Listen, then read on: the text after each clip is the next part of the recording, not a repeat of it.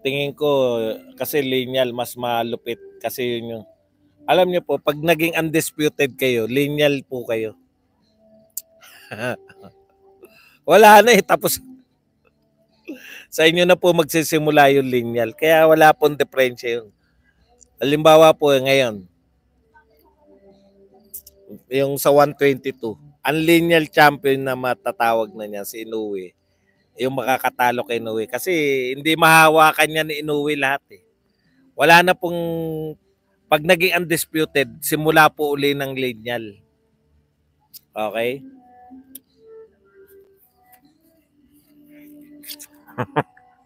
Nakalimutan ko. Naka-live pala ako.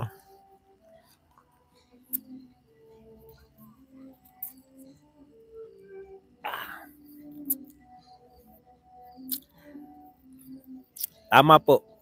Kaya nga po, lineal na po ngayon si Inoue, di ba? Undisputed ka, sa'yo na uli magsisimula yung lineal. Puta ngayon lang ba nyo nalaman na malupit si Pacquiao? Kayo naman, no? 8th Division World Champion eh. Wala nang lulupit dun. Alam po ninyo, yung mga nakikipagtalo po na mas malupit si Inoue kaysa kay Pacquiao. Dahil 2 beses naging undisputed. Eh, may nauna pa nga sa kanya. Ibig sabihin, kung 2 sila nakagawa nun, 2 division undisputed, hindi siya nag-iisa. Si Pacquiao siya lang po ang kaisa-isang 8th Division World Champion. Ito po magandang pag-isipan nyo eh. No? Marami po nanghinayang kasi may mga nilagpasan pa si Pacquiao, di ba? Yung mga nilagpasan niya. Hindi ko alam kung ano, i-search nyo na lang kung ano yung mga division na nilagpasan niya na pwede rin siya maging champion. Boss, ibig sabihin kung may 2 division na nilagpasan si Cuadrolas, ay si Manny Pacquiao. Sayang yun. 'Di ba? 10 division sana siya. Hindi po. Sigurado ba kayo na pag inisa-isa niya yung division na yun, makakarating talaga siya sa 8th division? Yung kay Pacquiao po, by chance yan eh. Biruin nyo, lightweight siya. Lightweight siya at that time eh. Nung hinamon siya ni Oscar De La Hoya. Si Oscar De La Hoya at that time ay parang super middleweight. So bumaba si De La Hoya sa welterweight. Si Pacquiao pinaakyat niya mula lightweight papunta ng welterweight. Ibig sabihin mga kapatid, nangyari po yan yung 8th division. Nangyari na po yan. Hindi, okay lang yan. Kasi Boxing Writers Association lang yan eh. Yung nagbigay niyan eh. Kung tutusin, dapat back-to-back din na the fighter of the decade si Manny Pacquiao eh.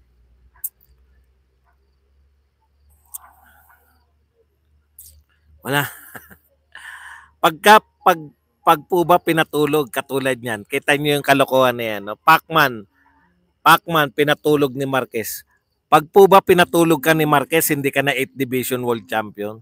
Ang pinag-uusapan po yung 8th Division, hindi, wala naman po na tumatanggi na napabagsak siya. Ilang beses niya ba tinalo si Marquez? Di ba? Isang beses lang po nanalo si Marquez eh. Ang scorean po nila, 2-1-0. Ay, 2-1-1. 2 panalo si Pacquiao, 1 panalo si Marquez.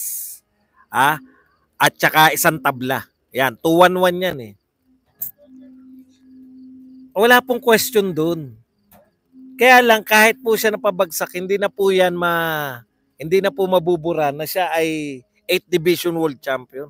Yun po yung pinag-uusapan na record, hindi naman kaya ni Pacquiao maging undisputed pero malamang ilang timeline na yon kasi yung 8th Division timeline na tinahak niya. 'Di ba? Pwede naman po, 'di ba? Pwede siya maging undisputed. Kaya lang mananatili siya ron. Lalabanan niya lahat ng champion. Wala namang pera sa mga ibang champion, hindi porket champion ka sikat na. Hindi po ganoon. The best Mayweather undefeated. Pananaw mo yan eh. Wala namang pipigil sa'yo. Ito naman po ay kanya-kanya po to. Wala namang pong labanan talaga na para mapatunayan. Kanya-kanya record eh. Ang record po ni Mayweather, pay-per-view king. Yun po totoo. Totoong record yun. Boss, ano sa tingin mo kung inabot ni Pacquiao yung up 4 kings na sina Leonard, Hagler, Duran? Magkakaiba po yan eh. Hindi po ako nag-ano ng ganyan yung paano kung inabot. Hindi. The fact na hindi sila nagpangabot, may mga panyanyari po. 'Di ba? Sa training na lang. Tayo lagi, halimbawa, lagi natin pinagtatapat. Paano kung si Michael Jordan ngayon lumaban, 'di ba? Iba po yung time nila Jordan eh. Sakayan dun eh. No harm, no foul kala Jordan. Dito mga nanangay yung NBA, 'di ba? Kaya ibang skills po yung nade-develop ngayon. Palibasa mga nana. Nagtetere sa labas. Magkakaiba po eh. Ganon din po sa boxing. Pati po training. Lagi pong nag-advance yung mga susunod na henerasyon. Lagi po silang mas advance.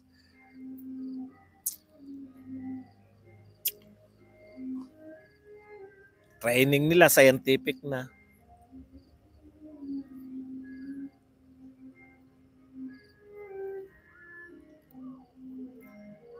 Meron bang mga naghamon?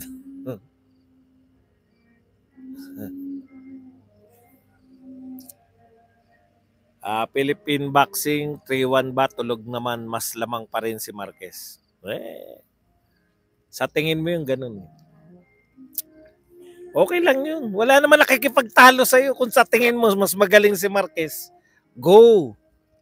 Tapos na tayo rin sa mga ganyan. Napatunayan na po ni Pacquiao na siya ay 8th Division World Champion. Hindi na po kinakailangan makipagtalo sa'yo ng mga Pacquiao fan na katulad namin. May tutan na Pau Kas dito. Sige. Mga pang mga debating pang loko-loko lang yung mga yan. Basta ang importante si Manny Pacquiao 8th Division World Champion siya. 'Di ba? Tapos si Marquez, napatulog man siya ni Marquez. Ano magagawa natin? Talagang ganyan ang boxing. Thank you po. Nakita nyo ba? Naka-live? Botanical Garden. Kangkong na daw si Cuadrolas pero hinahabol pa rin. Yan nga ang problema nila. Hindi nila ma-reconcile sa sarili nila. Kaya duda yung mga di ba?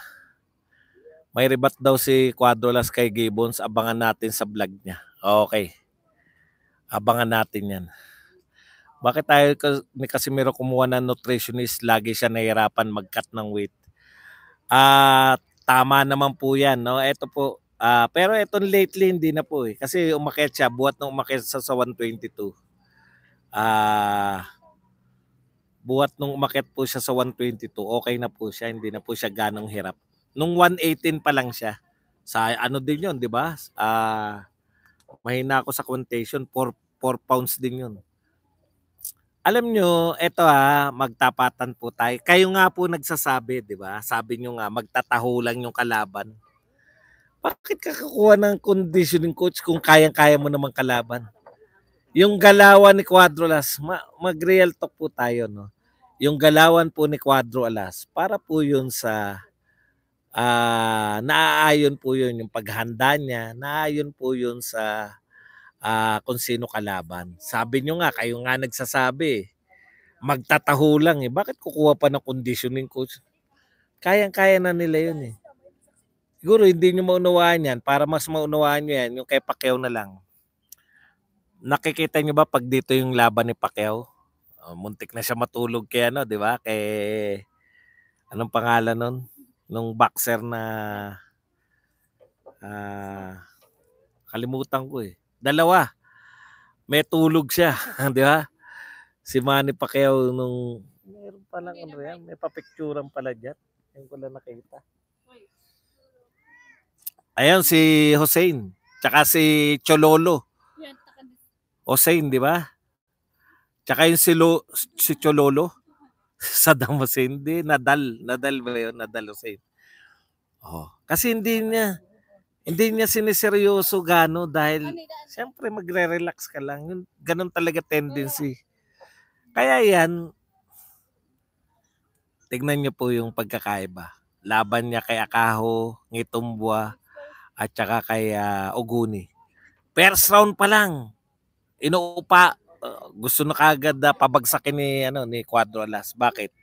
Tingin niya kaya niya pabagsakin ng first round. Eh. Ganun po talaga yun. Depende po sa quality of opponents. Yun po yun. Real talk po yan. Pero sa tingin ko, kahit pinakamagaling na conditioning nutritionist pa ibigay kay Casimiro, tingin mo, hindi, importante ka ba? Importante ka ba sa boxing? Kahit ba anong tingin mo? Doon pa rin ako sa tingin ng champion. Champion yun. Pasensya na kayo. Alam ko na may maloso po kayo. Pero sana wag kayo mapikon pag piniloso po ko rin kayo. Di ba? Between you and Cuadro Alas, mas paniniwalaan ko yung meron ng kasi marami na pong tumingin ng ganyan eh. Tingin nila dapat palitan si Jason. Sino ba sila? Di ba? Ganun lang po 'yun. Kung sa tingin ninyo dapat ganun ang ginagawa, Red Doors ang sekreto mas ako nire-real talk ko kayo eh, di ba? Real talk yan. Hindi ko naman kinuha opinion nyo. Pwede kayo magtanong. Pero kung sasabihin nyo sa tingin nyo, tingin mo yun. Ang tanong, makikinig ba sa'yo si Cuadro Alas? Badong versus Poknat pa. Kaya mo ba si Poknat? Ilang rounds, Boss Buzz? Alam niyo, pambata yung 54 years old. 54 years old na ako. Vlogger ako.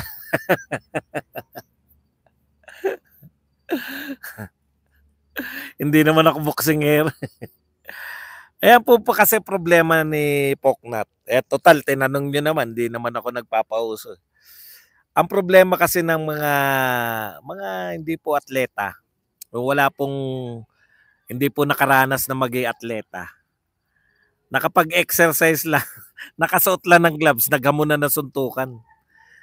Alam niyo yun? Hindi naman po ganun eh.